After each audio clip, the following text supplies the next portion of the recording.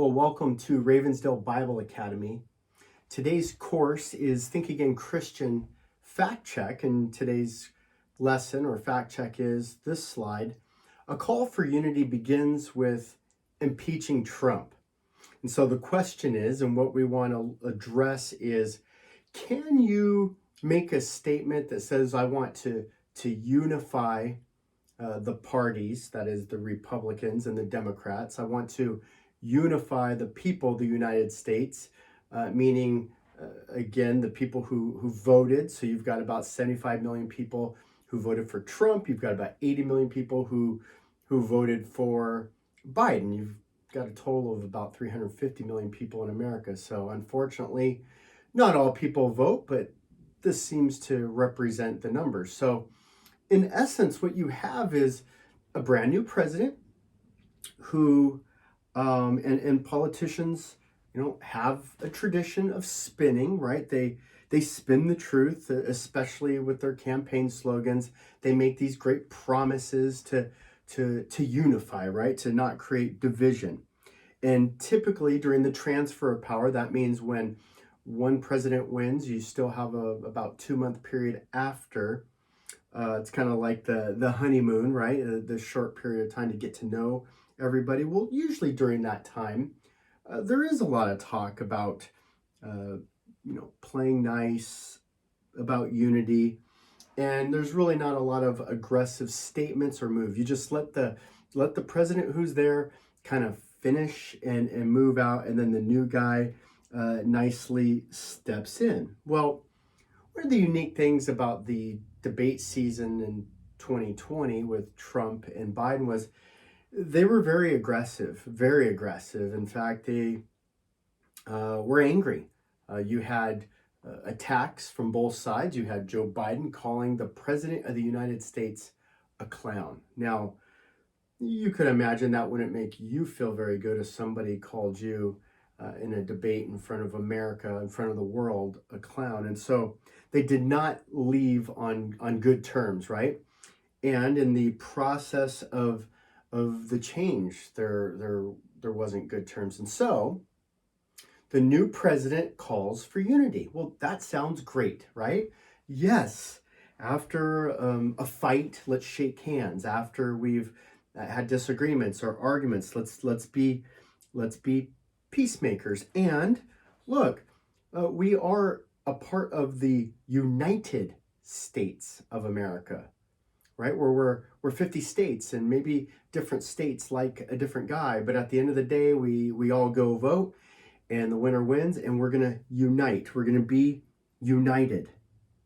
But this time was different.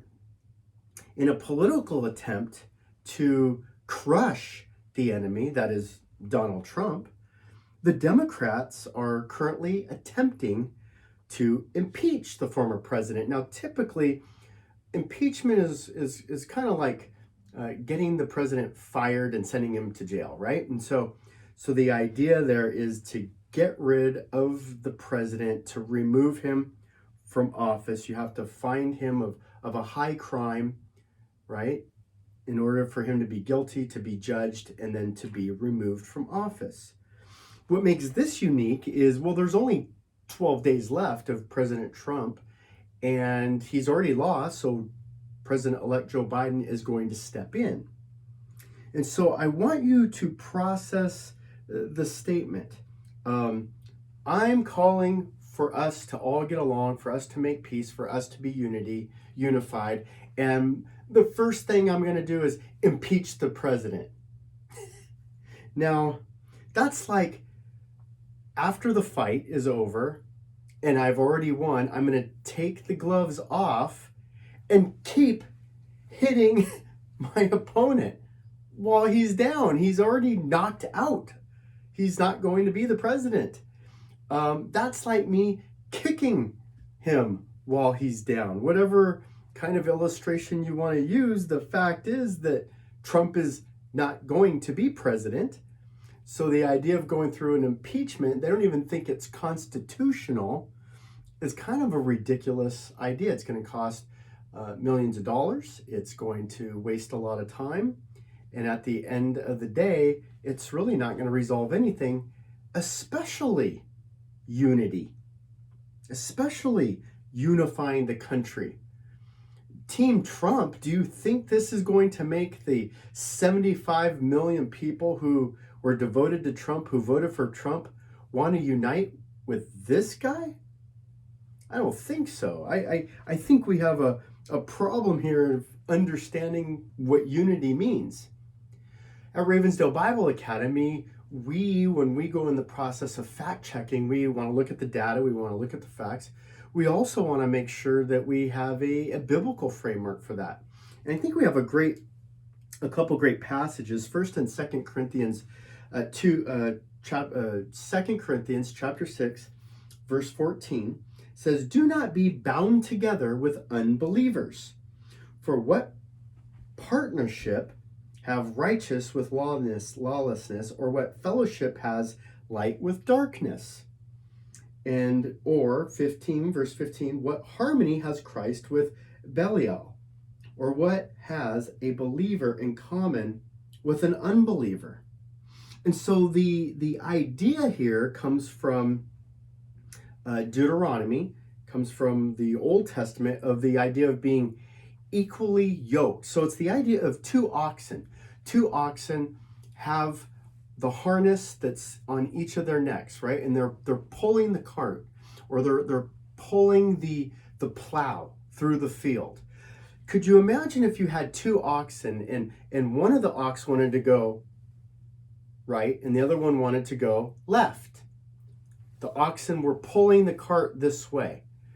Well, that's not unity. Unity is we are both going to decide we are going on the same path, we're going in the same direction, and we can turn together, we can navigate, we can go straight, right? That's the idea of being equally yoked. It's the idea of unity. 2 Corinthians chapter 6, the idea of unity is a partnership bound together. So would you begin a partnership? Would you call for unity by ripping apart the partner? Would you call for unity by ripping the yoke from one of the oxen? No, that doesn't make logical sense. Doesn't make logical sense. And so that's why a big piece of our fact checking is, yes, we do use logic. We do use common sense. We do use our critical thinking skills. When we see a statement like this, and the statement says, "I'm calling for unity," and then they begin with impeaching the president, we have to process this. In George Orwell's book, 1984, he wrote this in the 50s, by the way. He talks about a dystopian community that uses what's called double think or double speak. And so what they do is they have these two contradictory beliefs, these two different ideas, right? And they keep using them together, right? So the Department of Peace is actually their military department. See how they use the words to makes you think two different ways. And then the way you communicate will communicate. So we're communicating unity. I can say, hey, I called for unity. Meanwhile, in the other room, we're trying to impeach you. Do you see and understand how that doesn't really work? We see some of the leadership in the Democratic Party, whether it's Pelosi, whether it's a Joe Biden, the former president, Barack Obama, the former president's wife and presidential candidate, Hillary Clinton. Look, they're constantly calling for unity as long as you think like them, as long as you agree with them. Well, that's not unity. The basis of unity is for two different sides to come together at the table to negotiate and to tolerate one another. The idea of tolerance then is it's the ability to listen to different beliefs and listen to different practices, even though they conflict or they don't agree with yours. And you work with that. You negotiate. One side gives up a little, and so does the other side. Intolerance, people who are not looking for unity, are not willing to accept other views. They're not willing to accept other beliefs. They're not willing to budge. They want it their way. Their way's the only way. It's their way or the highway. And so when you hear a statement like, let's unify and I'm going to impeach you, does that sound more tolerant or intolerant? And so we see here from even just our fact checking, just several articles that even newspaper reporters are like, do Democrats really want unity? Do they really want healing? Well, I think the answer to that is obviously clear. Don't look at what I say, look at what I do. The Bible has another way of saying that. Show me your fruit, right? Don't tell me you're an orange tree. Just show me the fruit. Produce the fruit and I'll believe you that you're an orange tree. But if you tell me you're an orange tree and I walk up and it's green and there's prickles everywhere, I think that's a cactus, not an orange tree. I think you're trying to hurt me, not help me. And so the truth revealed as we process this statement is that not only are the Democrats and Joe Biden not interested in unity, but they're actually completely intolerant and they're going about it in a deceptive way. So think again, Christian.